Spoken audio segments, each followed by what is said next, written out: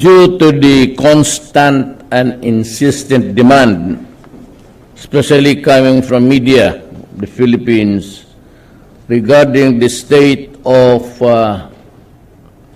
where the right for information, I have decided to hurry up the process. I have the copy now, the draft, and this is the one, executive order, freedom of information. I would like just to read the opening statement.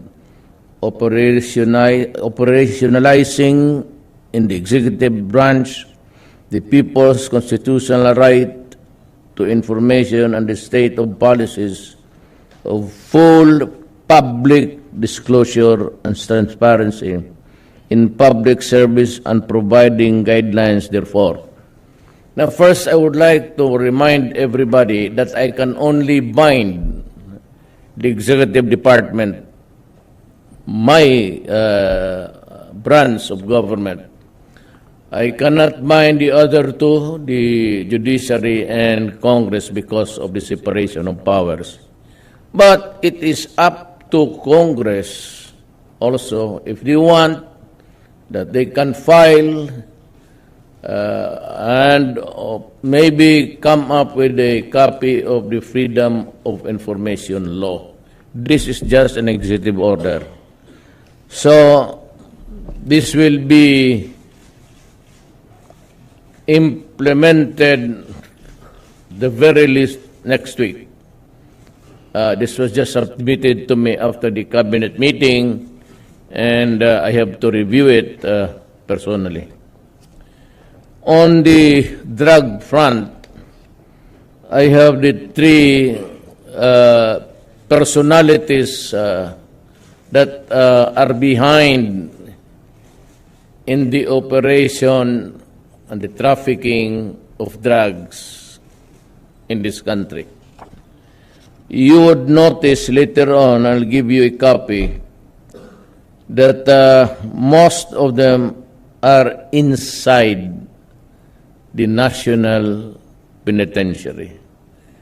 This would show to you how corrosive and how maybe lawak the dimensions of our problems regarding drug. So, ang nandito is si Wu Tuan alias Peter Ko. He is a triad member and operating the Luzon and the NCR. He's inside the prison, but he's the one directing the traffic of the drug operations in Luzon. He's currently in jail. Leader of Bilibid 19. I don't know what this means. And the other one is Peter Lim, alias Jaguar, Triad of the Visayas. Now, there was an earlier report that a certain Jaguar was killed in Cebu, or I do not know.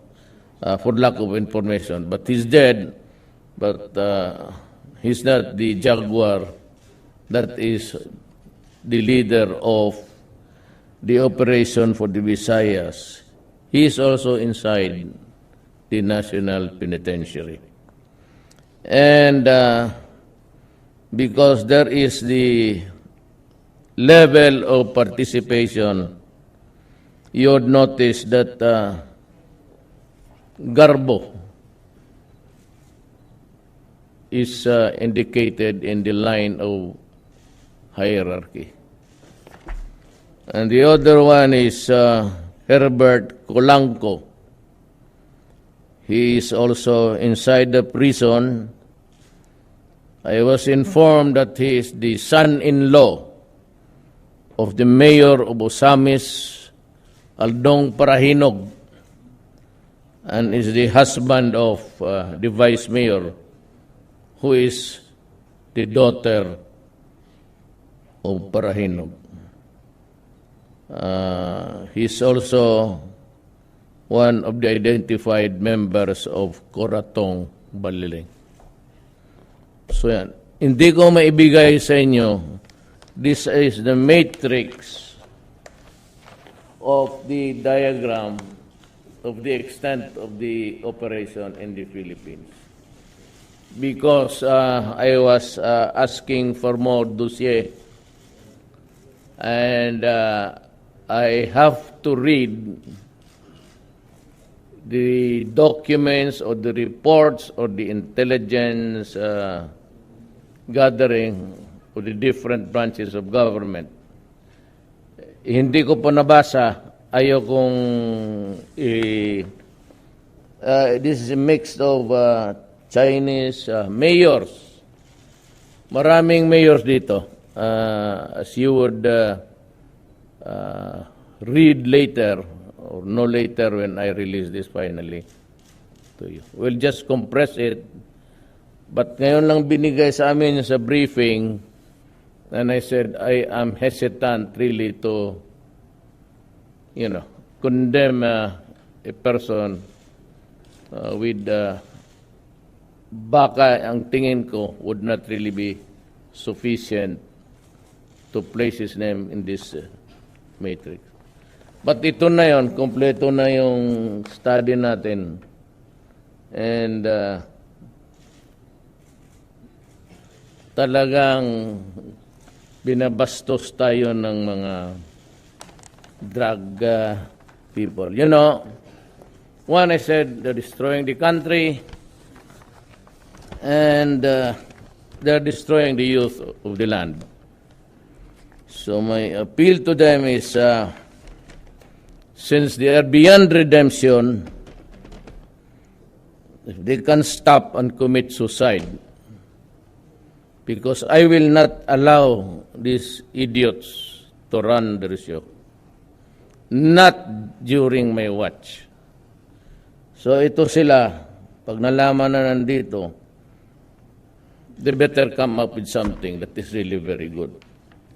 We have a mayor there, maraming mayor dito. We have the mayor sa Mindanao.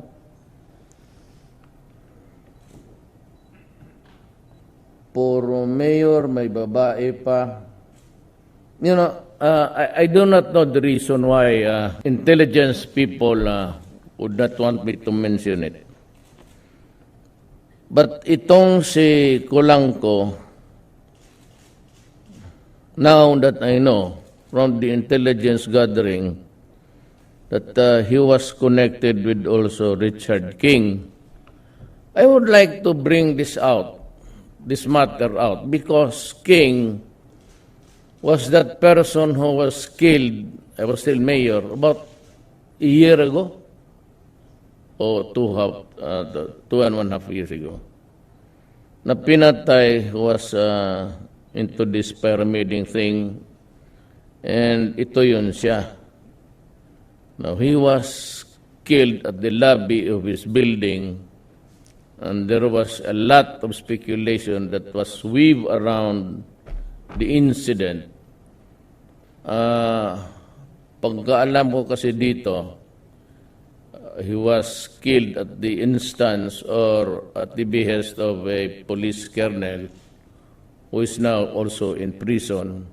His name is Filonia. I forgot his first name. Nandito. So, the initial whisper before, and even before his killing, was that he was into drugs. And I think he is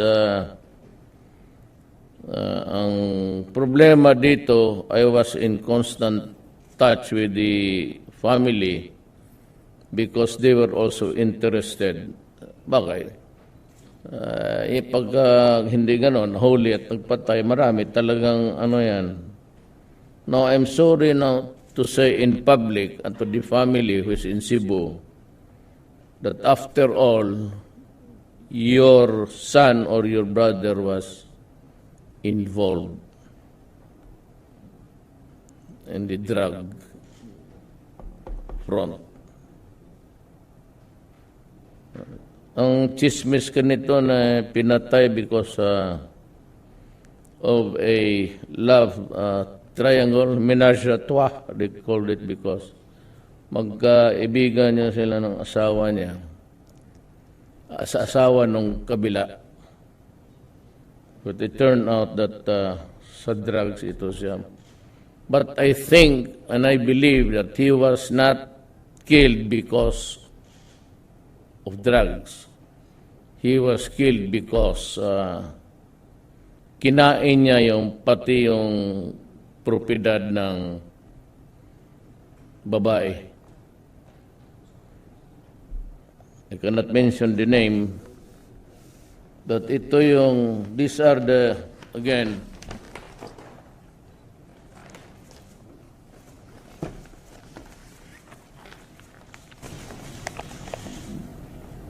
maraming mga mayor dito. We are running the show. The next presentation would be after I shall have reviewed them, their dossier, their files, the documents against them, and I'm satisfied. Bibitawan ko na to. And malawak to, mga mayors, karamihan.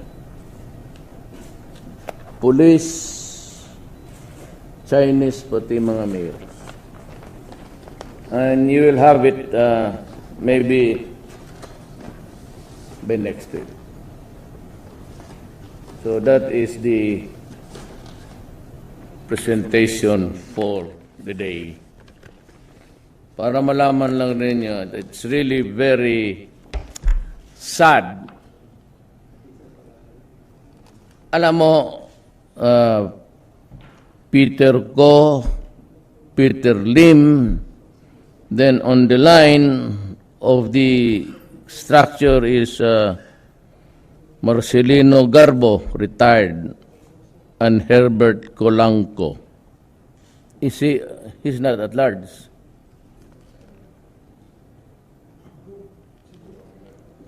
He goes in and out of the Philippines. Patay na to. Well, somebody should tell him that he is wanted. Ito naman to, hindi naman ito talagang wanted because we have to add our evidentiary thing. But they would be considered persons of interest. Now, ito si Peter Lim, according to the chief PNP, he goes in and out of the Philippines from China. Now, if he has friends here, sabihin mo sa kanya, the moment he lands at Naya, he will die. He will die. Might as well, because I'm sure the Chinese authorities are listening now. Better tell him, do not come back to the Philippines anymore. The moment he steps out of the plane, he will die.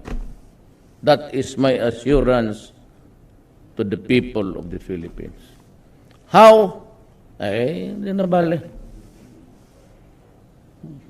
Basta wag na siyang pumunta dito. Now, because of the communications, they can always run the show even outside of our country. That is given. Meaning to say, most of the operators And most of the shabos come from the outside. They are jettisoned in the highway and the high seas. And yung iba, meron pa nilalagyan nila ng GPS just to facilitate the location where the drug